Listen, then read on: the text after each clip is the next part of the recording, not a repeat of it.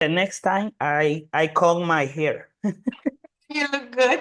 So, how to work with this book? First of all, you can work with this now that you are in level B1, right? So now it's time for you to read.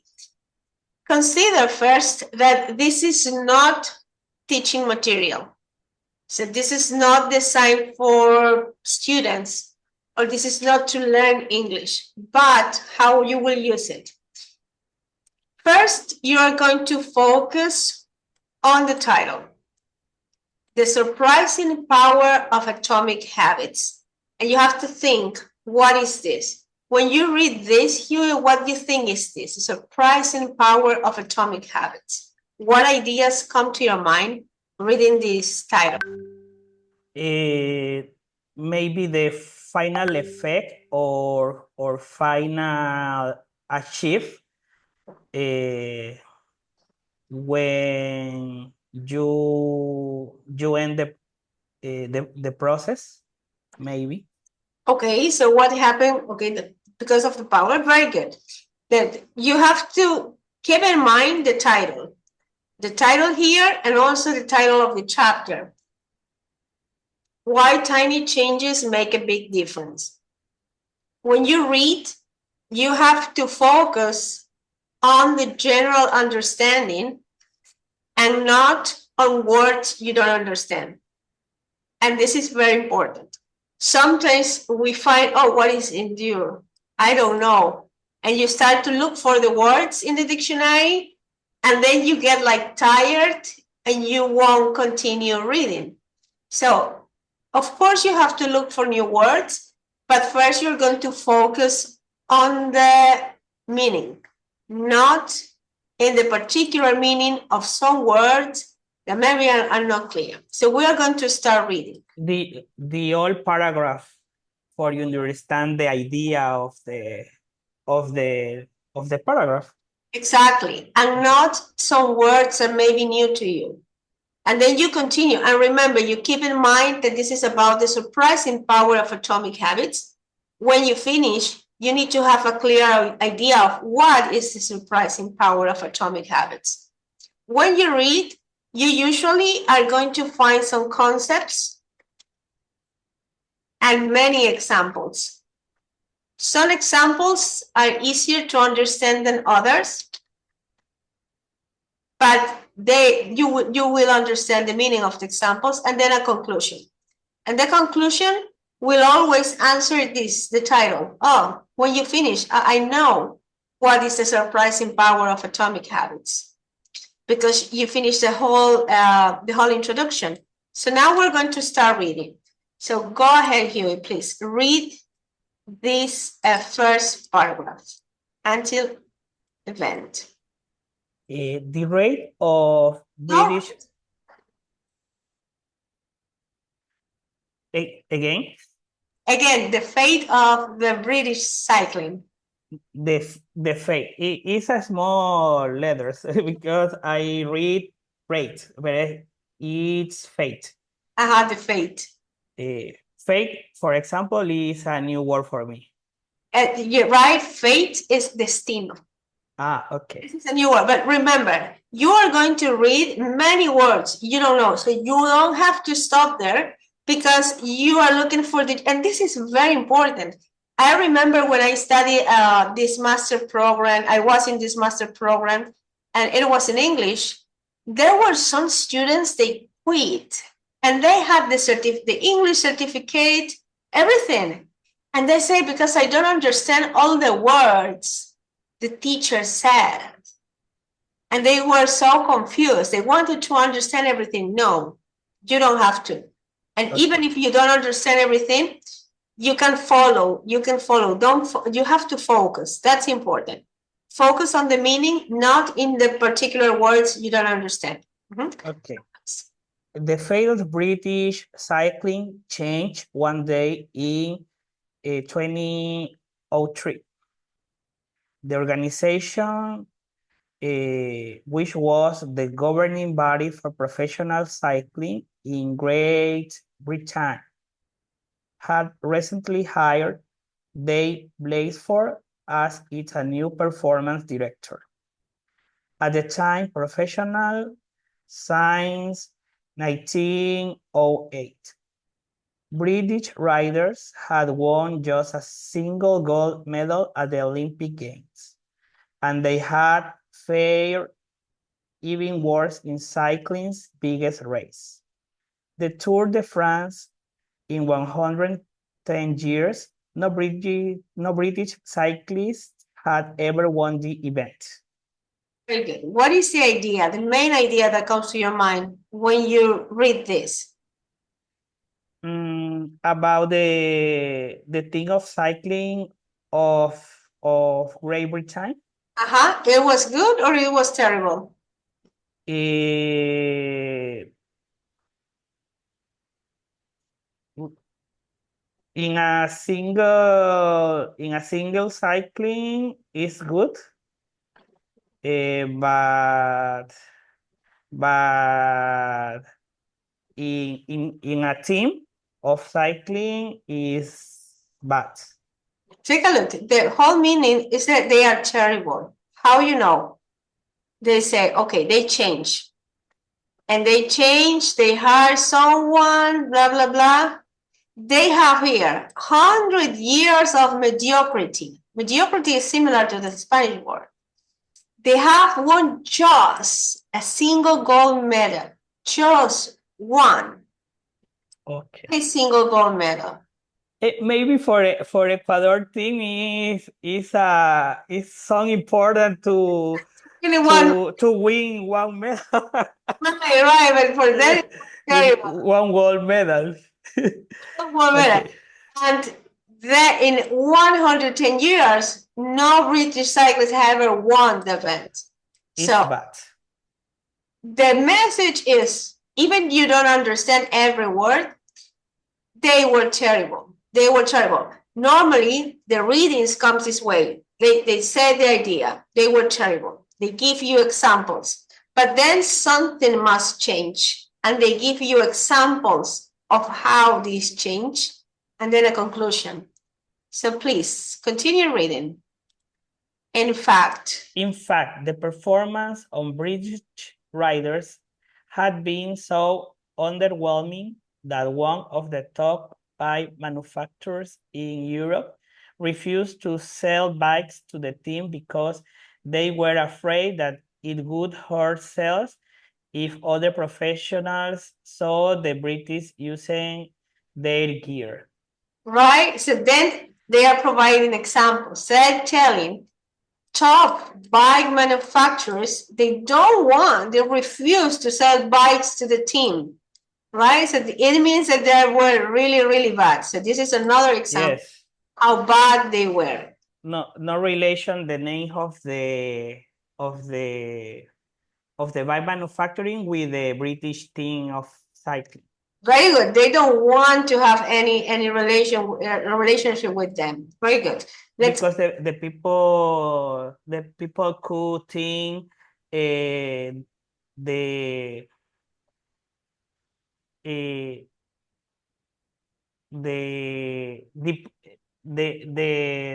result depends the bike, not the cyclist, not the team. Exactly. So an example how bad they were. Please, could you read next paragraph? Blakesford had been hired to put British cycling on a new trajectory. What made him different from previous coaches was his relentless commitment to a strategy that he referred to as the aggregation of marginal gains, which was the philosophy of searching for a tiny margin of improvement in everything you do. Blakesford said, the whole principle came from the idea that if you broke down everything, you could think of that goes into reading a bike and then improve it by 1%. You will get a significant increase when you put them all together. Very good. So here you see a change. So the first paragraph, they were bad. They were too bad that no one wants to sell bikes, or at least a top manufacturer won't like to sell bikes. But here is different. Braceloff, and here you have to go slowly. Braceloff is a person, and he was hired to put the British cycling on a new trajectory, right? And he had a strategy, the aggregation of marginal gains. This is a concept. And when you look at the concept, then after the concept, it comes the explanation, right? The philosophy of searching for a tiny improvement in everything you do. Remember, tiny, very, very small. And here you have to understand this. In this part, if there is one word or two words you want to look for the meaning, do it. Because this is not an example. This is important for you to understand. The whole principle comes from the idea, if you broke down everything you could think of that goes into writing a bag and then improve it by 1%, you will get a significant increase when you put them all together. So break down everything you need. Breakdown is like you classify everything you need, right? This is your breakdown. And you try to improve everything in a tiny percent. When you put all of these together, you are going to get a significant increase. So this is the philosophy. And this is important to understand. Let's continue with the next sentence, please. Blaseford and his coaches began by making a small adjustment you might expect from a professional cycling team. They redesigned the bike seats to make them more comfortable and rub alcohol on the tires for a better grip.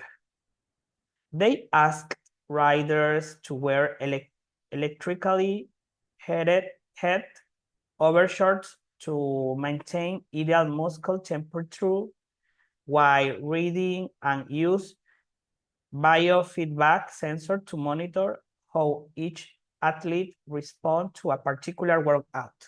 The team tested various fabrics in a wind tunnel and had their outdoor riders switch to indoor racing suits, which proved to be lighter and more aerodynamic. Very good. So again, take a look at the way the paragraphs are constructed. They tell you the British cycling team was bad. So bad that that these manufacturers didn't want to sell bikes. Braceloff is a person, is a coach. And this is a keyword, new trajectory. And he had strategy. And it's important for you to understand the strategy. But then this changes, and now you are going to read about examples about how he changed this, right? So you have the concept, and now you have the examples of the same concept. So now everything starts to be more positive, you see? And here, if you need to understand some words, it's okay, but this is key. Always the first part of the paragraph gives you the general idea. He makes small adjustments, right? Redesign the bite six, rub, you know what is rub? Put. Rub alcohol, and they start to have, they tested various fabrics, right? So then it's, all of these are examples of the concept. And you know, now it's all positive. Or example to the different activities the trainer do. Exactly. For develop the new strategy for the team cycling. Very good. So they say, here you have the concept, here you have the examples, and now you have even more examples, and this is what it comes. Could you please continue reading next part, Huey? But they... Sorry, I write the ideas. Oh, take your time because this is important.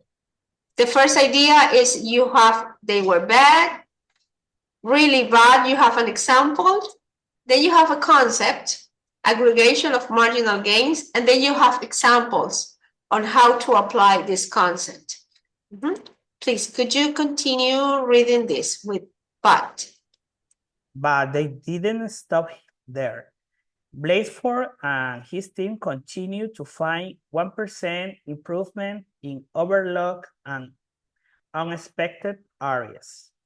They tested different types of massage health to see which one led to the fastest muscle recovery. They hired a surgeon to teach each rider the best way to wash their hands to reduce the chances of catching a cold. They determined the type of pillow and mattress that led to the best night's sleep for each rider. They even painted the inside of the team truck white, which helped them spotlight little bits of dust that would normally slip by unnoticed, but could degrade the performance of the final tune bikes. And here you will see more examples. So even if you don't understand every single word, you know the idea because there are examples of this, right? And let's continue. Let's continue because we're going to finish this. Let's continue until here. Okay. As these and hundreds of other small improvements accumulated, the results came faster than anyone could have imagined.